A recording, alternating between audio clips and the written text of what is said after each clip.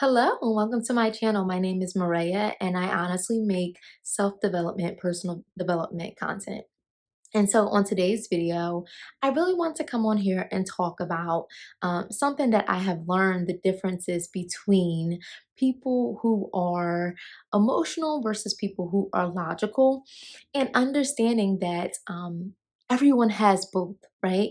But it's always about those ways that we choose to use those tools that we have.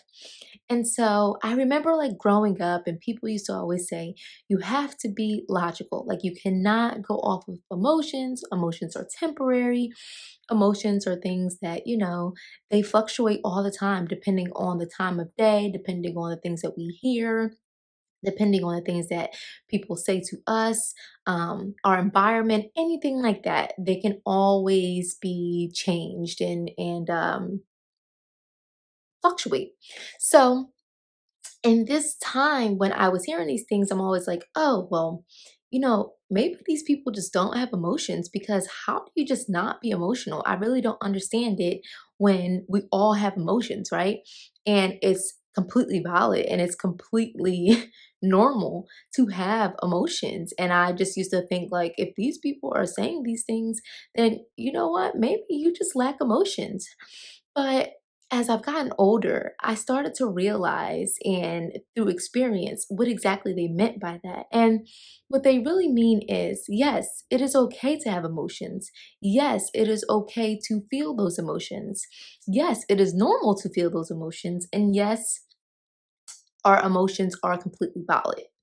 But the difference is, you can feel those emotions, but you're supposed to use those emotions to help communicate to your body what you're feeling in that moment. And that is all.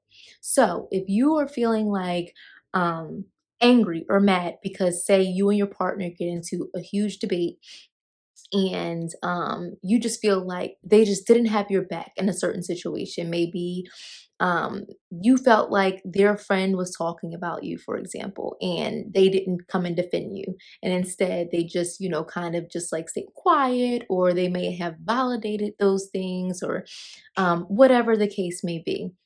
It is completely normal and valid for you to feel that you are have been betrayed in that moment, and it's okay for you to feel angry in that moment, right?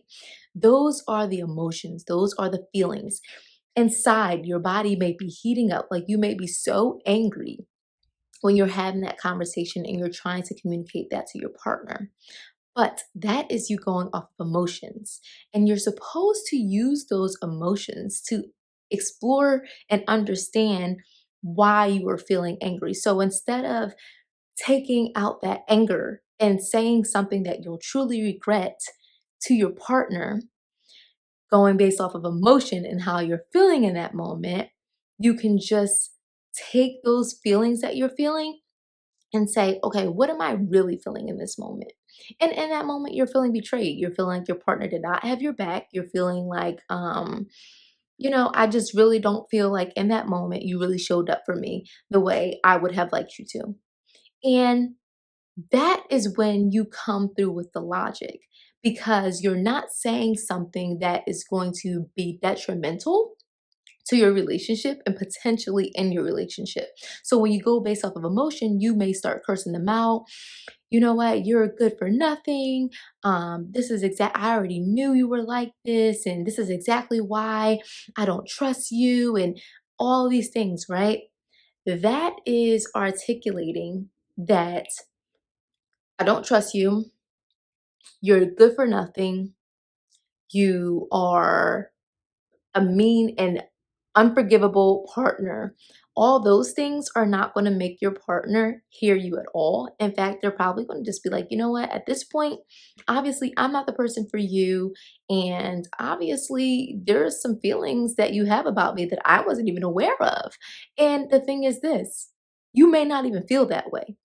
But because your emotions are so high, you're articulating something that will really potentially end the relationship. And so that's why I always stress the importance of making sure that you're being logical in those moments. Your emotions are completely valid. Your emotions are triggering something to you. And what is triggering to you is that you truly feel betrayed in that moment and you didn't feel like they had your back. But you're not going to be able to articulate that if you are going solely off of emotion. So that is why I always say make sure that you're going off of logic. And to be able to do that, you really have to go through like particular steps. Like you have to first feel those emotions, identify what those emotions are. And if you're not able to think logically at that moment, you have to find something that's going to allow you to calm yourself down, right? So if I'm feeling angry in this moment, all right, I got to find something that usually typically brings me back to my body because right now I'm disconnected from my body and I am not even thinking straight. I'm going straight based off of how I am feeling right now. And if I do that, I'm going to say something I regret and I'm not going to get the end goal that I want, which is I just want to be able to articulate to my partner. And that moment, I felt betrayed. And so that'll never come out. If you go solely based off of emotion, it will never come out because the whole time you are going off of emotion and no logic is going into this. Especially because, like, you are not even thinking about the fact that, wow, if I say this, this relationship will be over, which is probably something that you don't even want. But because you are so angry in that moment, you got to find something to calm yourself down, to really understand why you're angry and be vulnerable in that moment to be able to say, this is why I really truly feel angry. And then to be able to articulate that to your partner. And so that is where I have come to realize that no, we are allowed to be emotional. We are allowed to feel emotions, but it's about how we use those emotions. We don't want to use those emotions and react. We want to use those emotions and respond to them, understand them, accept them, and then move on to allow them to start building our logic so that we can articulate what we really need to. And so that's honestly it. That's all that I really wanted to kind of come on here today and talk about. Please feel free to use the link down below.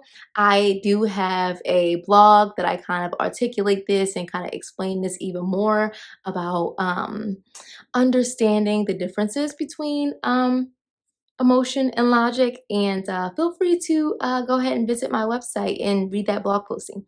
Thank you so much, and I'll see you again on the next video. Have a good one. Bye-bye.